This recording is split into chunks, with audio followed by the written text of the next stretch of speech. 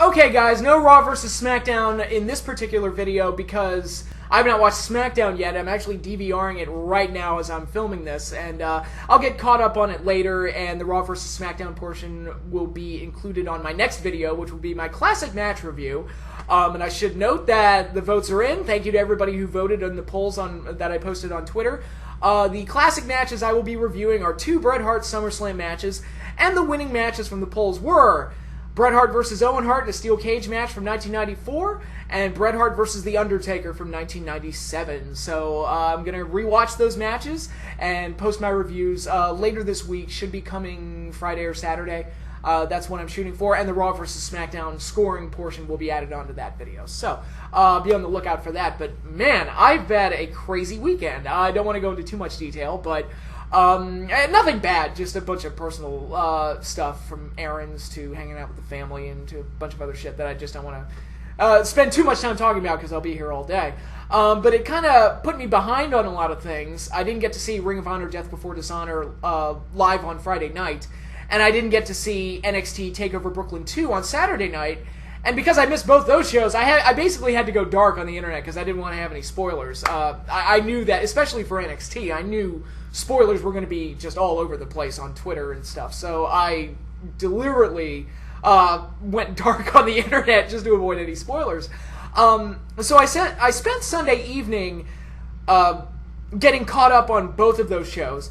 And because of that, I missed the insanely long 2-hour kickoff to SummerSlam and the first hour of SummerSlam, so that kind of put me behind. So basically I watched both those two shows, then I finished watching whatever was left of SummerSlam, then the next day I went to work, came home, and I had to get caught up on everything I missed from SummerSlam, which included the kickoff show and the first hour, and that forced me to miss Raw, so then I had to play catch-up on Raw, and now here I am, I have to go play catch-up on SmackDown now, so this whole feeding of my wrestling addiction has just been crazy the last couple days. I really put into work.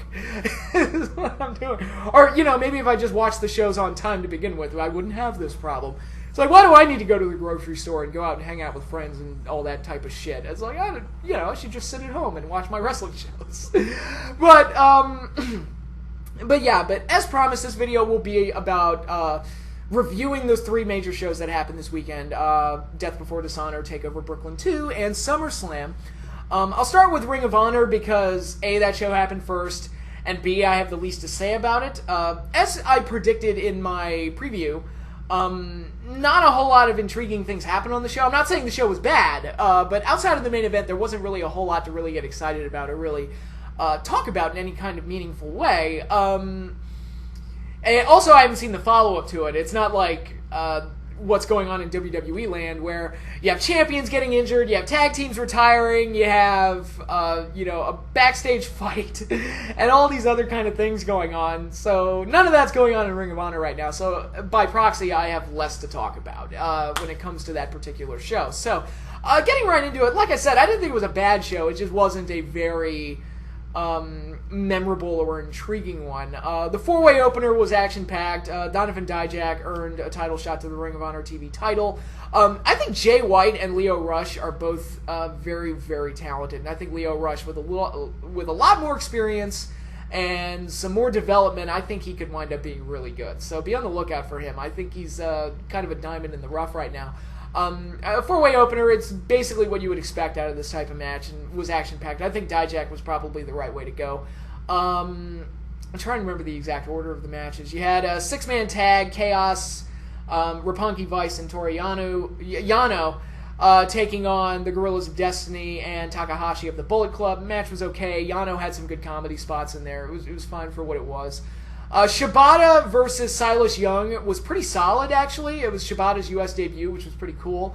But like I said, like I said in the preview, I should say, Shibata went over in fairly convincing fact. I won't say he squashed Silas Young. That didn't happen, but he went over, and that was entirely expected. Okada versus Dalton Castle. Okada went over, which was pretty much expected. Match was okay, but it pretty much everything played out the way I expected it to. Jay Briscoe versus Adam Page was a fun, wild, hardcore match. some of the things they were kicking out of to get false finishes were kind of ridiculous. And they pushed it to a level, like, I'm trying to remember exactly what it was. I think there was, like, a pile driver through a table, a spot where somebody kicked out of it, and I was like, oh, come on. Like, you're really pushing my suspension of disbelief when people are getting slammed head first through tables, and they're still able to kick out of it. But Adam Page did win, which was legit surprising to me, so maybe they could make him into something bigger going down the road. The show really went a long way as to establishing some of the ROH Bullet Club guys. So, that match was fine. I'm trying to think of other things. Bobby Fish versus Mark Briscoe for the TV title was okay. Not a whole lot to say about it. The three-way tag, The Addiction versus Naito and Evil versus Tanahashi and Elgin, was pretty much you would expect out of a three-way tag. Addiction won. It was like, okay, that was fine. And that's basically the whole show. I can't really think of any other match that took place. I might be missing one or two, but overall, like I said, it's just not a bad show. It's just kind of just pretty standard for what you would expect out of Ring of Honor in 2016. And once again, most of the New Japan guys are going over and making the Ring of Honor guys look bad, making Ring of Honor look like an inferior brand overall. But then we had the main event, which I thought was very good. Jay Lethal versus Adam Cole, baby, for the ROH World title. As I predicted, it was the main reason I checked out this show, and it delivered. I thought the main event was very good. I thought both guys poured their heart and soul in there. Again, some of the false finishes were a little ridiculous. When Lethal kicked out of like a Canadian Destroyer type move, I was like, okay. It's like, that probably should have been the finish, but fine, whatever. But and I'll go right into it now. Adam Cole ended the over year-long reign of Jay Lethal and is now the Ring of Honor World Champion. I was not the biggest fan of Adam Cole a couple years ago when he was the World Champion. I was kind of meh on him. I just thought it was like, he's just a guy. He's not really the type of guy I would build a company around. Jay Lethal, and major credit to him, his title reign I thought was very good. But I also felt like we were getting to a point where it was time for a change because he'd pretty much beaten everybody.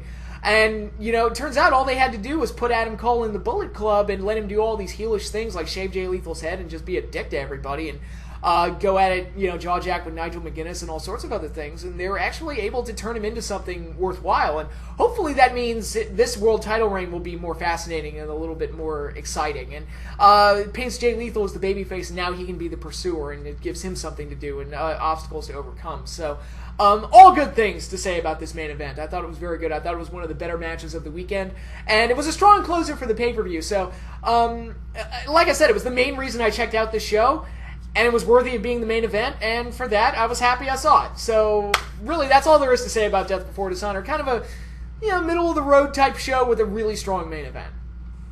And next up, let's talk about NXT TakeOver Brooklyn 2. Overall, I enjoyed the show. Like I said, there's yet to be a bad NXT TakeOver special. I thought this one was really entertaining. I thought it was really good. Nowhere near as good as last year's Brooklyn show, but still pretty solid and thoroughly entertaining from start to finish. Well, I guess let's just get started. First match was No Way Jose taking on Austin Aries. I like No Way Jose, and I didn't think I would when he first debuted, because I thought he was just going to turn into a one-note dance gimmick, but I think in this feud with Aries, they showed that he could be angered, and he could actually react passionately to things. He's not just a dancing idiot. And, having those type of layers to his character makes him feel a little bit more believable than just, like a Funkasaurus thing, or like Too Cool was at various points of their career, where they're just the dancing idiots. And No Way Jose showed he's not just a dancing idiot. He can actually, no, fuck you. Austin Aries beat me up, I'll unleash hell on him. Fuck that guy. And that type of stuff is nice. I do like to see it. And I thought the match turned out to be a pretty solid opener. Aries got the win, which was no surprise. But overall, for a match that on paper looked like it's the type of match that Aries is being put on here because they don't know what else to do with him, I thought the match turned out to be pretty solid. So it worked out fairly well.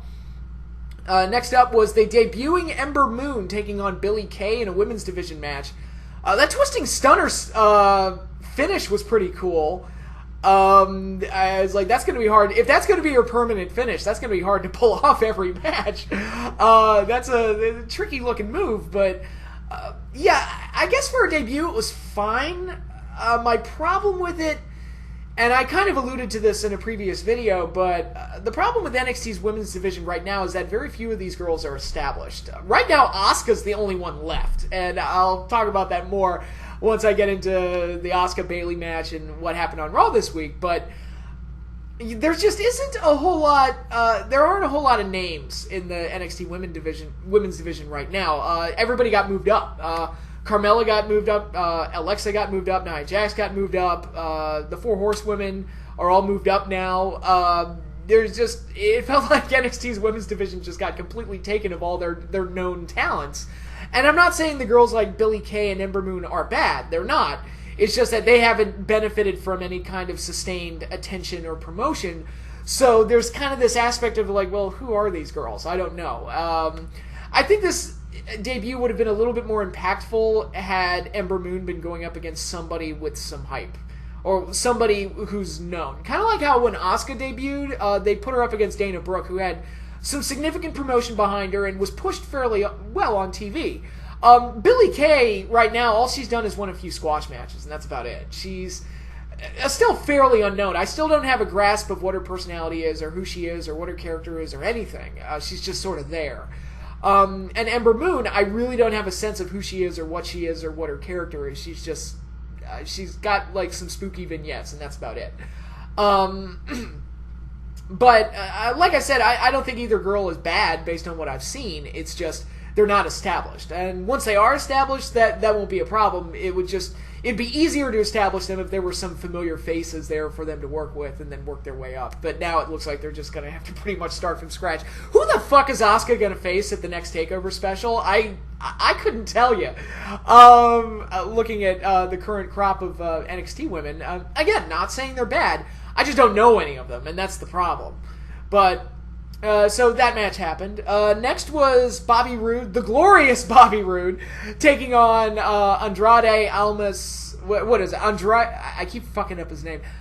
Andrade Cien Almas, I believe that's his name. Whatever, he sucks. I'm sorry, that dude is not at all interesting. He's a guy that goes out there and does flashy moves, and that is literally all there is to his character. He is nothing about him stands out at all. Like I said, he just has some flashy moves, and that's it. And it's no wonder that the crowd turned on him and was fully on Bobby Roode's side. Now, Bobby Roode, that entrance was very cool. And man, did he get over quick in NXT. The whole glorious thing. Man, that got over like wildfire. That didn't take long at all. Bobby Roode, I've been singing the dude's praises for years. I liked the guy back in his Team Canada days. So we're going all the way back to 2004, 2005. Anybody that watched TNA throughout from 2004 to just till 2016 will tell you that Bobby Roode is a very talented guy, and it's no surprise that he eventually became a main eventer for them. Unfortunately, I know TNA fans, the 5 of you that are left, don't like that he left, but sometimes it's good for people to, go into new settings and new environments to kind of freshen themselves up. That was one of the most exciting parts about the Monday Night Wars, is that guys were jumping ship back and forth, and they'd freshen up. They'd go to one brand, they'd come back fresher than ever, and sometimes they'd maybe even get a better run, like Hall and Nash in WCW, or Austin in WWF, and in the 80s and early 90s, you'd have guys jumping ship back and forth, going between promotions, and, Ricky Steamboat had a successful, mid-level run in WWF that got cut short. Goes over to NWA, has those classic matches with Flair. Rick Rude, successful mid-card run in WWF, goes over to WCW, very successful U.S. title run. Sometimes the change of setting is good to freshen people up. I mean, look at Matt Hardy right now in TNA. It's like the best run of his career. The best singles run of his career. Well, I don't know. I kind of like the Mattitude of the early 2000s, but it's just sometimes different environment freshens you up, and I think Bobby Roode is doing really well right now in NXT, and he just got there. He just debuted, so this is so far so good for him. Match itself was made entertaining by the fact that the crowd was just eating up everything Bobby Roode was doing, even though he's a heel. But like I said, Almas, just that guy is he's like the high-flying Mexican version of Sheamus. He's just inherently uninteresting. There's nothing about him, nothing. And so when you put him there with a guy that has a lot, the discrepancy becomes even more noticeable. And Bobby Roode, he looked like a star here, and I thought he did really well. So match itself wasn't anything too much to write home about, but Roode looked like megabucks here. Next up was the tag team titles. The Revival taking on the challenging team, Tommaso Ciampa and Johnny Gargano. This was my pick for match of the night. I think the Revival, they are great. They are having the best fucking matches. I mean, when you look at the matches they had with Enzo and Cass, were easily the best matches that Enzo and Cass had in NXT. The matches they had with American Alpha were amazing. And this match, while not as good as the American Alpha matches, was very, very good. Right up there, close to that same class. And Ciampa and Gargano, I mean, they've done really well as a team, I think. So, I thought this tag match was great. The Revival has become the new thing in NXT that I look forward to the most when it comes to their TakeOver specials. I think they're having the best matches in NXT right now, and I love this one. This was another great example of how good they've been doing. Goddamn, they are just great. And at various points in this match, I thought Ciampa and Gargano might take the titles. When they did that finish where they rolled out of, they came out of this pinning combination out of the Shatter Machine, and it was so beautifully done. I was like, man, I thought that was going to be the finish because it was so well crafted and so well executed that I just thought that was going to be the finish. And it was just a very, very good, action-packed tag team excellence just on display. Just very, very good. And I love watching the Revival work. They're a throwback team in the best sense. I just love watching them. Gargano and Ciampa losing was kind of sad. Again, it's kind of like, I was kind of hoping they'd win, but that's where the match kind of sucked me in. And tell me if anybody else feels this way. Maybe it's just me. Was anybody else expecting Ciampa to turn on Gargano after the match? Because they had that amazing match in the Cruiserweight Classic where Gargano won.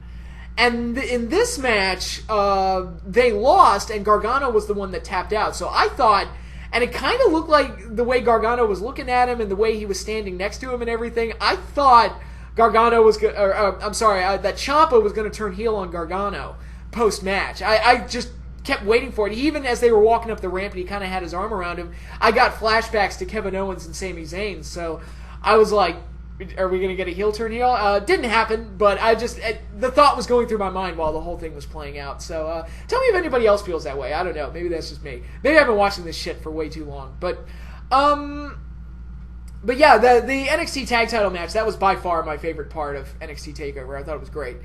Next up, we got the women's title match, Asuka versus Bayley. I'm gonna get in trouble. I'm not saying the match was bad. I'm not saying it was bad. I was just, and maybe my expectations were too high.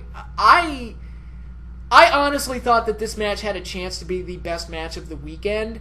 And I don't think that it came anywhere near that. I don't even think it was in the top 5 from the 3 shows I watched. I'd say, like, off the top of my head, I'd say Lethal and Cole definitely, Revival and Ciampa and Gargano, Nakamura and Joe, which I'll get into that, AJ and Cena and Balor and Rollins were probably the 5 best matches, with Charlotte and Sasha kind of the runner-up to that. This match just, I don't know, like, it didn't click with me like their last match did. And maybe my expectations were just too high, but I didn't feel like, it wasn't the emotional roller coaster that Bayley and Sasha was last year, and it wasn't the hard-hitting kind of badass spectacle that Asuka and Bayley at Dallas was. It was just kind of I don't know, it felt kind of ordinary. Like, again, not bad, but it wasn't like that next stratosphere level excellent that we've come to expect out of the women's matches. And you know, like the Bayley-Nia Jax match and the Nia Jax-Asuka match weren't classics, but those came with lowered expectations because Nia Jax is still a little green, so you didn't really expect those to be classics. This is the first time that there's been a really hot women's match on paper for an NXT TakeOver special, and I just kind of felt like it fell short, and I hate feeling that way. I really do, but I don't know. Again, maybe that's just me. Maybe my expectations were too high. And I haven't read too many reviews of the show, so I don't know what the overall reaction to this match has been. But I don't know. I thought it was kind of anticlimactic. And I predicted Asuka would retain. That wasn't a shock. I didn't feel like the match just went to the next level like some of the other women's matches in NXT have. So, I don't know. Maybe that's just me. Like I said, I didn't think the match was bad by any means. I just didn't. It just left me feeling a little like wanting more, and not in a good way. It was just kind of like it didn't feel like a satisfactory conclusion. Bayley's exit from NXT was very emotional afterwards. When I saw that they were giving her the emotional, post-match stuff, I kind of like, okay, she's probably moving up to the main roster. And sure enough, she debuted on Monday Night Raw. Great moment. I thought was very cool. Here's hoping they don't fuck up Bayley, because she's too good. She's way too good and way too likable to get reduced to being a hugging idiot, which has been my fear from day one for her. I also said they were going to fuck up Enzo and Cass, and so far Enzo and Cass have been handled very well. So hopefully Bayley doesn't get fucked over at all, and she has a successful run up there. But yeah, I kind of was hoping her last match in NXT would be a little bit better than this, but I don't know. It just didn't. It left me wanting more, and that's disappointing. But then we got the main event. Shinsuke Nakamura challenging Samoa Joe for the NXT title. How cool was Nakamura's entrance? It was just a guy on the violin playing his theme song. He was like, wow, it's so simple, but it's so cool too. And to be perfectly honest, I thought the match was very good. I think this is probably Joe's best match since he's been in NXT. Not that his previous matches have been bad. I've just said, Joe's one of those guys that he's not bad, but he's not what he was a decade ago or 11 years ago. Just as an example, he used to do that sequence where he'd do the flying leg kick and then he'd come off the ropes and do the senton splash. And he still does it, but it looks like he's going at half speed. And the flying one-legged drop kick isn't really a drop kick. It's just kind of a half-speed running big boot. And he looks like, like I said, he looks like he's going at half speed. It's kind of like Rob Van Dam now. It's like, yeah, he can still do the Rolling Thunder, but he does it at such a slow pace that it's like, why even bother doing it, But yeah, so that's where Joe is. Like I said, I think his best days are behind him, but I thought this match was very good. It was just a hard-hitting, wild, crazy, cool match, and the type of thing that you would expect out of Nakamura. I really enjoyed watching this match. I thought it was a strong main event. Nakamura won the title, which I thought was very cool, and that was a nice big note to end on. I think it was the right call too. I think Nakamura is so hot right now and is such a different type of superstar for NXT. I think he gives them a completely different identity moving forward. That is interesting that we've got Japanese superstars. We've got Nakamura as the world champion. We've got Asuka as the women's champion. Actually, Hideo Itami. I forgot to mention that, actually. Hideo Itami came out and confronted Austin Aries post-match, which means that they're going to be feuding.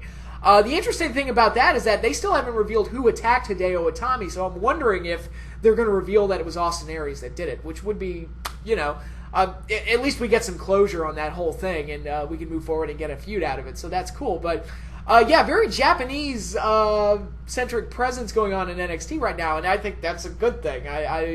I'm fine with it. Kota Ibushi had a match on NXT not too long ago. He's actually working the Cruiserweight Classic too, so maybe he'll get moved into NXT. We'll get Ibushi versus Nakamura for the NXT title, and the Japanese, the New Japan fans will collectively shit their pants at how awesome that is. We're getting Nakamura versus Ibushi in the WWE. How insane is that? But yeah, like I said, I thought NXT TakeOver Brooklyn 2 was really good, very entertaining, solidly entertaining throughout. Not one of the best TakeOver specials, but still very good. And like I said, I really liked the NXT tag title match, and I thought the main event was very good. And a few other characters like Bobby Roode got to shine a little bit. So mostly good things to say. And let's close this out with a discussion of SummerSlam 2016 and some follow-ups from Monday Night Raw tied into that. Overall, SummerSlam... I'm trying to think of what my favorite show was of the weekend. It's hard to say. All of them had the things that I liked. Some of them had some stuff that fell short. SummerSlam might have been the best show of the weekend, but it also had a lot of deadweight on it.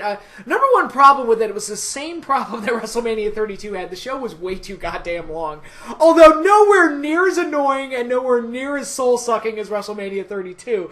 I just felt like the show was way too long, and they probably could have trimmed some stuff. But they actually did trim some stuff if you think about it. But yeah, there was a fair amount of deadweight on the show, but the good stuff was really, really good. So... balances out, maybe. Let's start with the pre-show matches. There's not a whole lot to really cover there. The 12-man tag was okay, but we had already seen it on SmackDown, so it's not really that big of a deal. We got Neville and Zayn, who I guess are a new tag team. I kind of feel bad that Zayn and Owens had this really big, huge feud with this amazing match at Battleground, and now they're both stuck in tag teams. And I'm sure they're going to continue feuding now that they've got tag team partners, and their feud will continue in the tag team division. It'll be Zayn and Neville versus Jericho and Owens, which could be a really good series of matches, but it just kind of sucks that they had this really amazing match, and it didn't really do anything for their singles careers. And getting them up into the higher echelon of, a world title contention, but what can you do? But anyway, Neville and Zayn took on the Dudley Boys. Match was okay. This got followed up the next night on Raw with the Dudley Boys announcing their retirement, which was kind of shocking. This last run for the Dudley Boys hasn't exactly been the most memorable. They've mostly been there just a job to people, which I would argue that's probably what they should be doing at this stage in their career. Like, the Dudley Boys getting another tag team title run would just be obnoxious at this point. So... if you're not going to do anything intriguing with them storyline-wise, might as well just help them get guys over. They helped get Enzo and Cass over, and that's really like the big benefit of them being there this last year. It's like, look, they helped the New Day, they helped Enzo and Cass. I'm fine. I have no complaints. And in a way, they also helped the club. They get this big retirement spot on Raw, and I don't know if this is going to stick. We may wind up getting the Dudley Boys versus the Club out of this, but I like that they went out there, gave a retirement speech, and the thing ended with the heels beating the crap out of them and getting heat on them, because some people would say it's like, oh, the Dudley Boys deserve to go out on top, and blah, blah, blah, hang their heads high and everything, and I'm always thinking of the future. I'm always thinking of what comes next, and Anderson and Gallows are sticking around. They're doing well right now. Give them that little boost. Give them more heat. And then run with that and see if you can turn that into something and make them a top team on the show. Because theoretically, they're the team that you're thinking, all right, hopefully they'll be the ones there 15 years from now. And I like that they gave them that spot. They let them beat up the Dudley Boys on the Dudleys' way out. Assuming that the retirement sticks, which it probably won't. But I did like how that segment played out. Because it looked like it was just going to be, they're just going to take Primo and Epico and just feed them to the Dudleys and give them a feel-good moment on their way out. But that's not what they did, which I kind of liked. So that match was, it was what it was. Then we got the first match, like Cesaro, poor Cesaro and Sheamus getting bumped to the pre-show. But Cesaro and Sheamus in the first match of their Best of 7 series was good, was starting to heat up, and then it ended really quick. Best of 7 series, hopefully it goes well. I'm not overly interested in seeing Cesaro and Sheamus wrestle each other 6 more times. I can think of a million other pairings I'd rather see. Especially, and not so much on Cesaro's end, it's more Sheamus. That dude just, like I said, the dude is just inherently uninteresting. I don't know what it is. I just cannot get invested in the guy. But like I said, the match was fine. It was the best of the 3 pre-show matches, I'll say that. But I don't really have a whole lot to say about it other than that. Sheamus got the win, starting off the series with the heel getting a win, and now the face has to, fight uphill.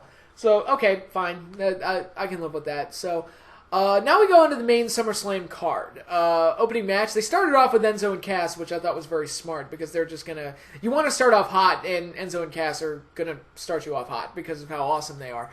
Their whole pre-match bit is great, as always. I love that they change it up. I love that it's not just a New Age Outlaws thing, and I keep saying that, but it's true. It's like, oh, they say different things each time, so I don't feel like it's just animatronics saying the same shit to me. I don't feel like I'm riding the same goddamn ride at Disneyland over and over again. It's just, they feel like organic fucking people that actually work on their shtick. But anyway, they took on Kevin Owens and Chris Jericho. What's the tag team name? Jericho, which is actually, alright, that sounds cool. Match was entertaining. It was fine. Solid tag match. I was a little surprised that Enzo and Cass didn't go over. Not opposed to it.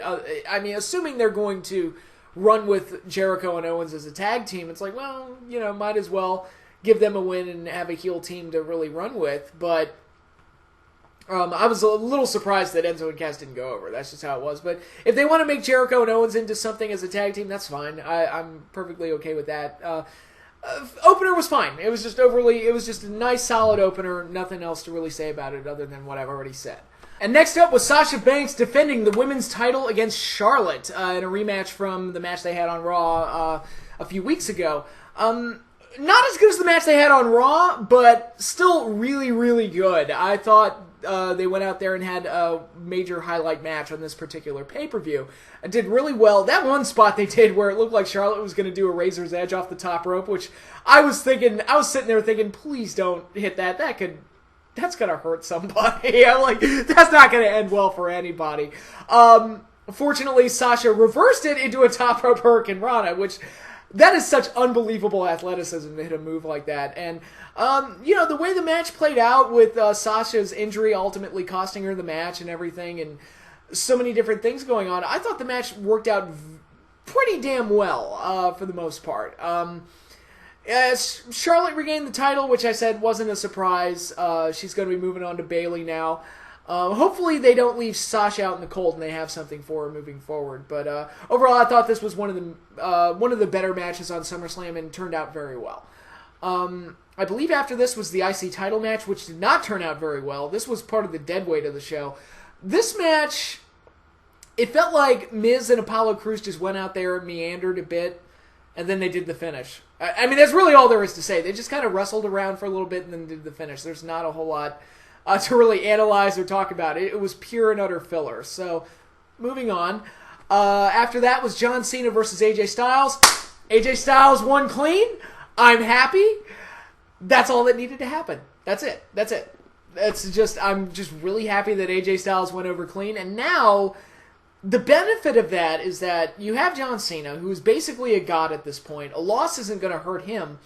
But a win over him could help make somebody and really beef up that SmackDown main event scene that you have going on, which right now has Dolph Ziggler in it, which I'll talk about. And Dolph Ziggler, who was not well established, who just kind of got thrown into the title match at this pay-per-view. And you don't have a whole lot of established main event stars over there on the Blue brand. And now that AJ Styles holds 2 pay-per-view victories over John Cena, that pushes him right up, and now he can believably fit into the WWE title picture with nobody really questioning it, because, like, this is the guy that beat John Cena. He has been established. He is fine.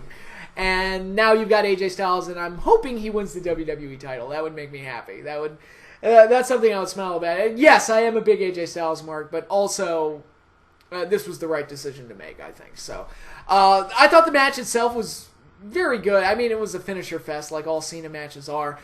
What is the process that goes into, like, booking a fucking John Cena match? Where does Cena just go up to the guys and is like, all right, I'll kick out of your finish 7 times. You'll kick out of my finish 7 times. I'll hit the 5 moves at 2. And it's just like, Jesus Christ. But the match was very good. At least the false finishes here were legit shocking, like AJ kicking out of the top rope AA, which, again, that's kind of in that, really, he kicked out of that? But nobody kicks out of that, so that was actually legitimately shocking. And AJ ultimately finishing him off with a Styles Clash and a phenomenal forearm back-to-back. So, yeah, I thought the match was very good, and my guy won, so I'm very happy. So, yay! Good things all around. I believe, and forgive me if I get the ordering of the matches wrong, but my memory's a little fuzzy after this, but I believe the next match was the tag title match. It was New Day defending the titles against the Club with Jon Stewart in their corner. And look, I'm not the biggest fan of Jon Stewart, but is he doing okay? Like, he does not look like retirement is treating him well. He looks very old and very tired. And, like, I don't know. Are you feeling okay, buddy? Like, I don't know. He just looks off. And that backstage segment with his son, who looked like he did not want to be there. Like, he was... I'm not saying he didn't want to be at the show. He looked like he did not want to be on camera. I kind of felt bad for him. I don't know. Like, Stewart, like... Are you doing okay, buddy? I don't know. Anyway, this match was okay. We got the DQ finish as Big E came back and helped his boys out. And I like that they did Big E's return. I just hope the DQ sets up a title match down the road, because it's like, all right, the Club should get another shot at the titles, I feel like, because they kind of got screwed here. But a match, it was what it was. There's not really a whole lot to say about it other than the Jon Stewart stuff, to be perfectly honest, and Big E's return.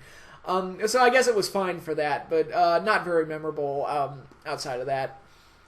I believe the WWE title match was next. Dean Ambrose defending against Dolph Ziggler. This match fell flat as fuck. I haven't read too many reviews. I don't know what the reaction to this match has been, but I was bored as fuck while watching this match. And really, I'm not knocking either guy. I'm just saying there was no drama to this match, because at no point in this match was I convinced that Dolph could possibly win the title. There was never any point where I became convinced that Dolph was going to win. And combine that with the fact that Dolph was poorly established into this spot, Dean winning just felt like a formality. And the match felt really, really long. I don't know how long it was compared to the Universal title match, but this one, this match just didn't do it for me at all. This was, of all the things that really, like, of the big matches at this SummerSlam, this one definitely really, really fell flat. And it's unfortunate, because this was kind of Dolph's, I don't know, redemption match to get him back into that spot. But like I said, they did a poor job of establishing him, and the drama was just not there, because I just wasn't convinced that there was a chance he could win. So, yeah, I thought this match was boring. It didn't work for me, and moving on. I believe next up was the Divas tag match. It was Becky, Carmella, and Naomi taking on Natalya, Alexa Bliss, and it was supposed to be Eva Marie, but she's got this really bizarre character trait where she's a wrestler that doesn't want to wrestle. I don't understand the motivation here, because you would think it would get to a point where Daniel Bryan and Shane McMahon are like, all right, we're not going to book her in any more matches, because she's just going to no-show. So, like, what? I just don't... I get that they're trying to get heat on her and possibly even make up for the fact that she's just green as fuck and not ready for main roster competition, but still, it's like... Okay, if she's not ready, then don't fucking use her. It's like... I mean, come on. I just don't understand it. But Eva Marie's replacement was the returning Nikki Bella. Now, this is where it gets really confusing for me, because Nikki Bella got the babyface pop and the babyface return, and she's working with the heels. So...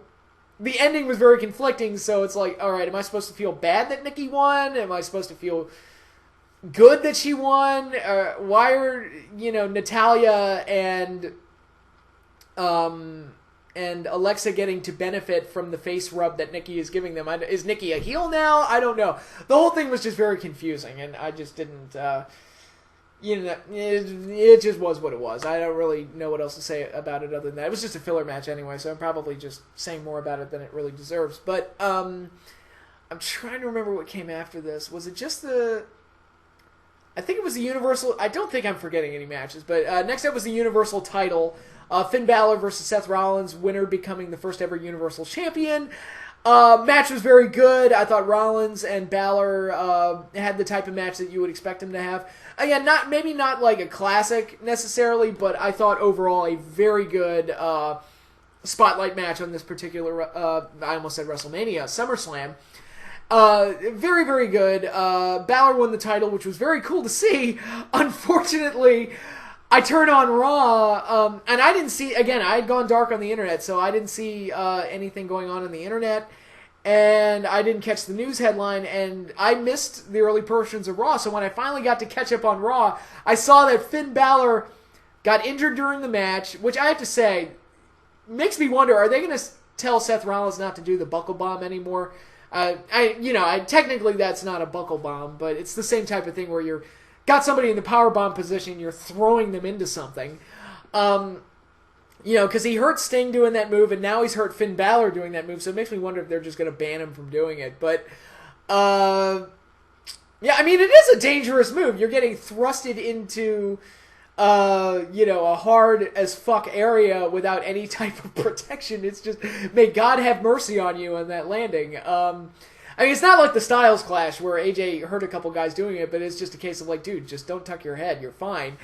Anyway, it was very disappointing to hear that Finn Balor is going to be out for 6 months and had to relinquish the Universal title. It's like, man, that was quick. The dude had like a whole main event run in the span of 4 weeks, where he got like the Journey, the Ultimate Win, and the feel-bad relinquishing of the title that like Batista got once upon a time, and Shawn Michaels, who lost his smile once upon a time. It's like the dude had like a full main event run all in the span of 4 weeks. It's really strange, but it was very disappointing because I thought it's like Finn winning was just a very brave decision to do. Go with like the really new, fresh guy to win the new title, and I thought it was a ballsy decision, but, there's nothing you can do if the guy's hurt. So, very unfortunate, and here's hoping, I hope his recovery goes well and he comes back better than ever, but that is really a huge blow.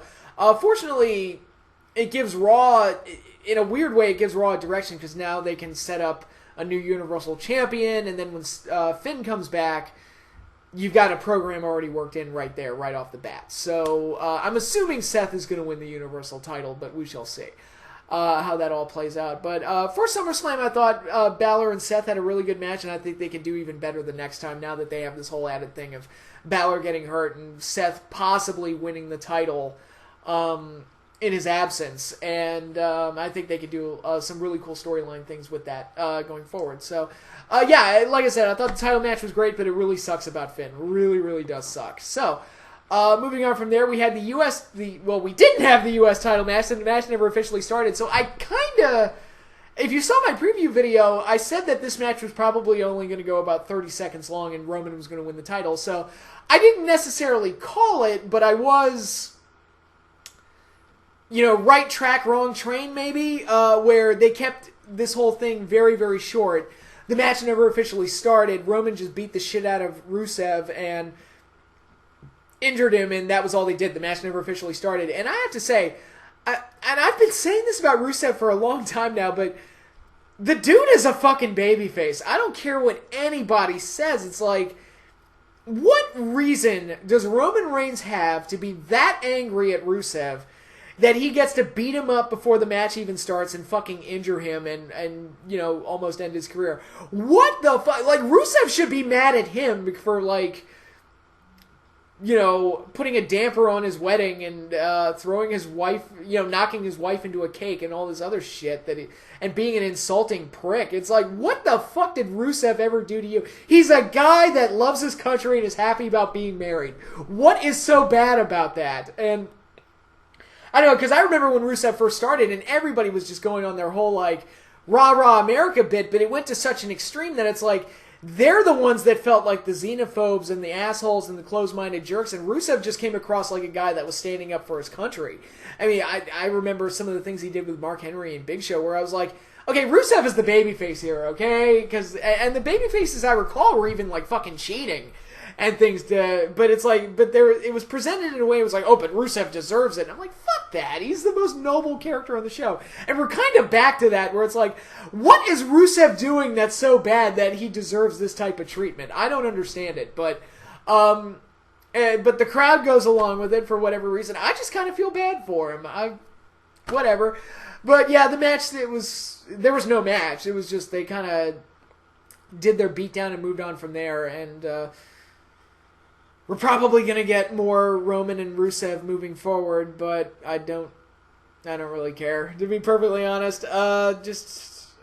again, unless they want to turn Roman heel and make Rusev the babyface, I'm not really going to care about how the story develops moving forward. Because in my mind, Rusev is the babyface, but whatever. And that leads us to the main event: Brock Lesnar versus Randy Orton.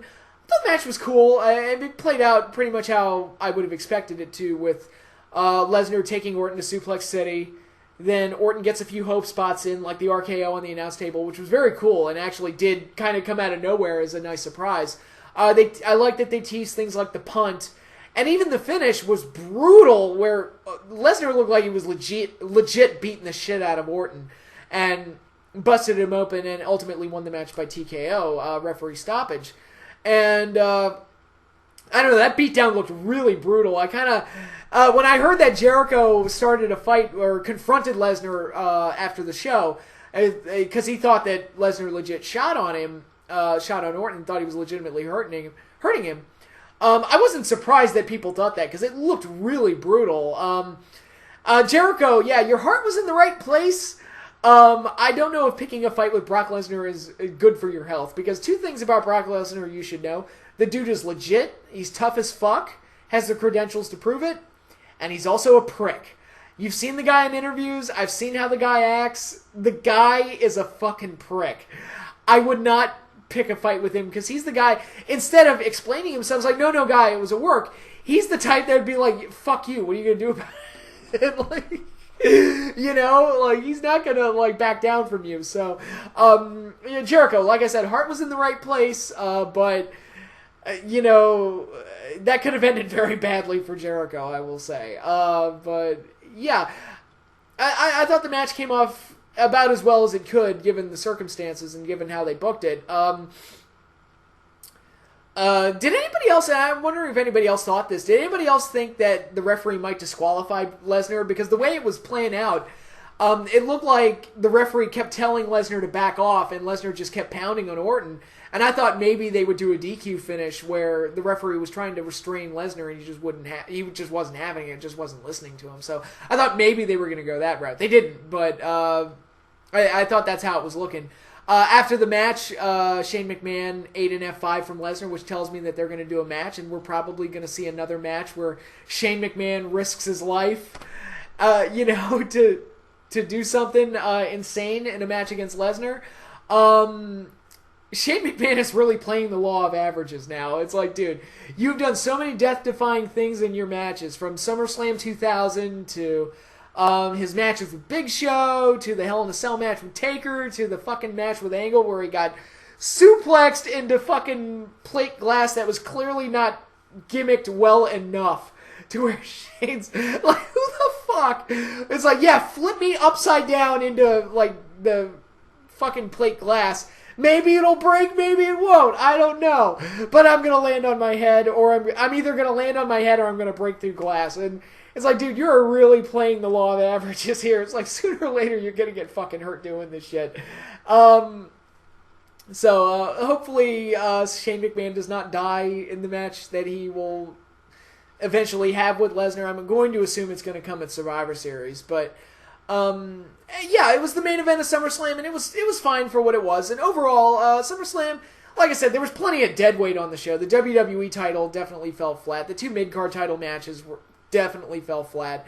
The women's tag match fell flat. So there was some flat stuff on the show, but there was some really good stuff like Balor and Rollins and AJ and Cena and Charlotte and Sasha to really elevate it as well. So, what was the best show of the weekend? Like I said, I was considering SummerSlam because I think between AJ and Cena and Balor and Rollins, they probably had some of the better matches, but I don't know. Maybe NXT was the more consistently good show overall, the more complete show. But I will say, this is the first time that there's been an NXT TakeOver special in a WWE pay-per-view. I didn't feel like the NXT special completely blew the WWE pay-per-view out of the water, which is good to see. At least it's debatable which show was better, so I'll give it that much.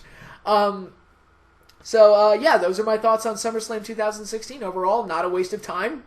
That's certainly a good thing. Like I said, the show was a little long, but it wasn't the soul-draining experience that WrestleMania 32 was, so I'll let that slide. But yeah, like I said, my next video is going to be a classic match review of a couple of Bret Hart SummerSlam matches, so that'll be coming later this weekend. But that is all I have for you right now. I have to go catch up on SmackDown, so I'll see you all later. Peace out, everybody.